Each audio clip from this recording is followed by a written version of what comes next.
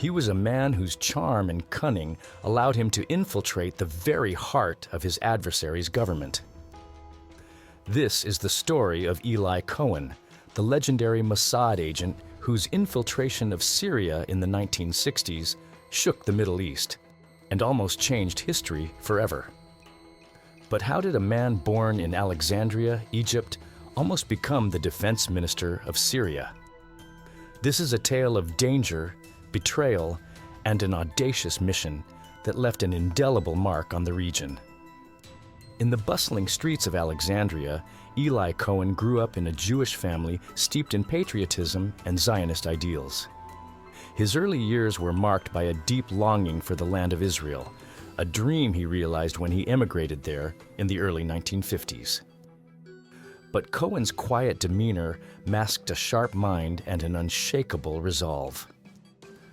Little did anyone know he would soon embark on one of the most daring espionage missions in history. The Mossad, Israel's elite intelligence agency, was on the hunt for operatives who could blend seamlessly into Arab society. Cohen's fluency in Arabic, impeccable memory, and Egyptian heritage made him an ideal candidate. After rigorous training, he was assigned an alias that would become legendary: Kamel Amin Thaabet. His mission? To infiltrate the upper echelons of Syrian society and extract critical military intelligence. In 1961, Eli Cohen arrived in Buenos Aires, Argentina as Kamel Thaabet.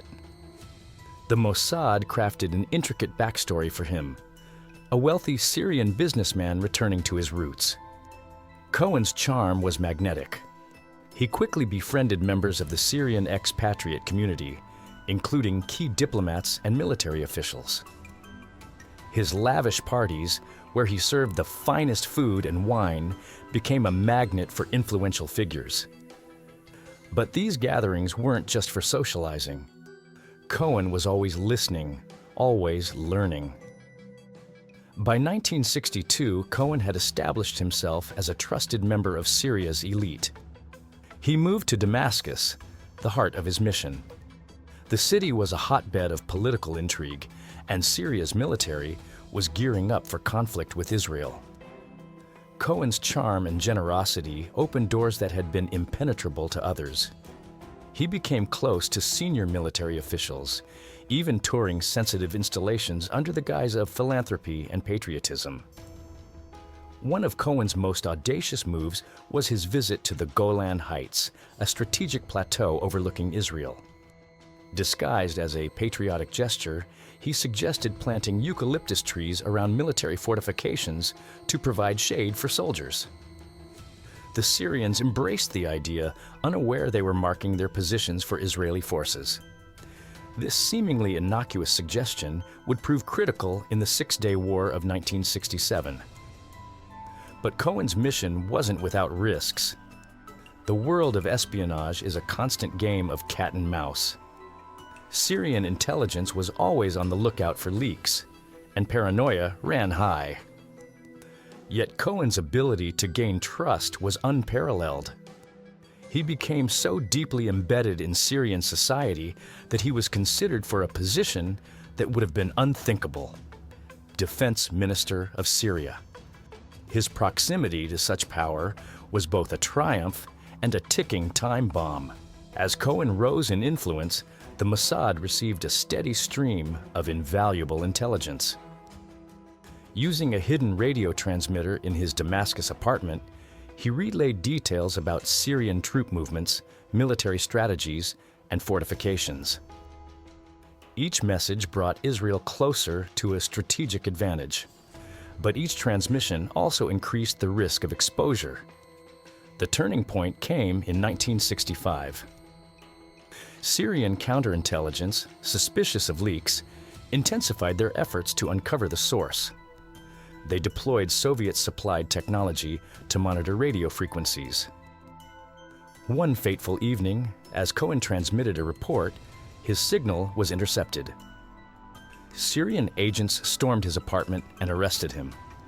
The spy who had come so close to the pinnacle of power was now in chains. Cohen's trial was swift and brutal. Despite international pleas for clemency, including appeals from the Pope and world leaders, the Syrian government was unyielding. On May 18, 1965, Eli Cohen was publicly hanged in Damascus.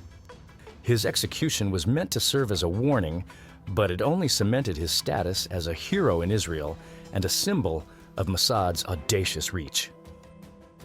Even in death, Cohen's legacy endured. The intelligence he provided reshaped Israel's strategy and contributed to its victory in the Six-Day War. The eucalyptus trees he recommended stood as silent sentinels, marking Syrian positions and guiding Israeli forces. Cohen's courage and sacrifice became the stuff of legend, a story that continues to inspire and haunt the world of espionage.